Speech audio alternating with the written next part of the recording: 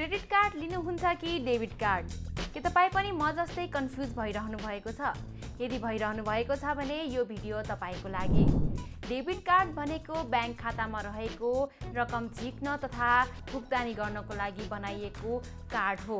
यसबाट कारोबार गर्नको लागि तपाईँको ब्याङ्क खातामा रकम हुनैपर्छ। एटिएम कार्ड पनि डेबिट कार्ड नै हो। तर क्रेडिट कार्डमा भने तपाईँको ब्याङ्क खातामा रकम हुनैपर्छ भन्ने छैन। तपाईँको ब्याङ्क खातामा पैसा बिना पनि तपाईँले भुक्तानी गर्न सक्नुहुन्छ। क्रेडिट कार्डबाट खर्च भएको रकम प्रयोगकर्ताले निश्चित समय पश्चात ब्याङ्क तथा वित्तीय संस्थालाई फिर्ता गर्नुपर्ने हुन्छ र त्यो फिर्ता गर्नको लागि ब्याङ्क तथा वित्तीय संस्थाले एक किसिमको शुल्क तोकेको हुन्छ र त्यो फिर्ता गर्नको लागि ब्याङ्क तथा वित्तीय संस्थाले एक किसिमको शुल्क राखेको हुन्छ र त्यो शुल्क सहित तपाईँले त्यो पैसा फिर्ता गर्नुपर्ने हुन्छ। आजको भिडियोमा हामी तपाईलाई क्रेडिट कार्ड बारे जानकारी दिनेछौँ। कुनै पनि व्यक्तिसँग भविष्यमा तिर्न सक्ने क्षमता छ भन्ने विश्वास लिएपछि मात्र ब्याङ्कले क्रेडिट कार्ड जारी गर्छ। यो ब्याङ्कले दिने एक किसिमको बिना धितोको उधारो हो।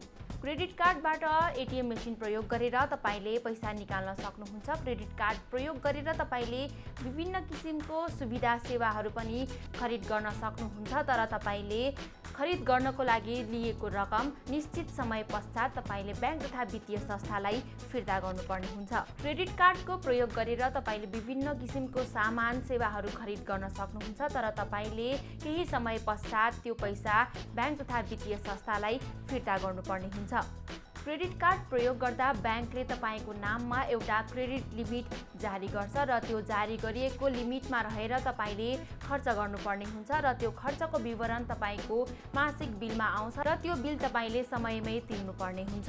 क्रेडिट कार्डका फाइदाहरू: आपतकालीन समयमा क्रेडिट कार्ड एकदम नै महत्त्वपूर्ण हुन्छ र तुरन्तै पैसा चाहिएको बेलामा क्रेडिट कार्ड एकदम नै उपयोगी र महत्त्वपूर्ण हुन्छ।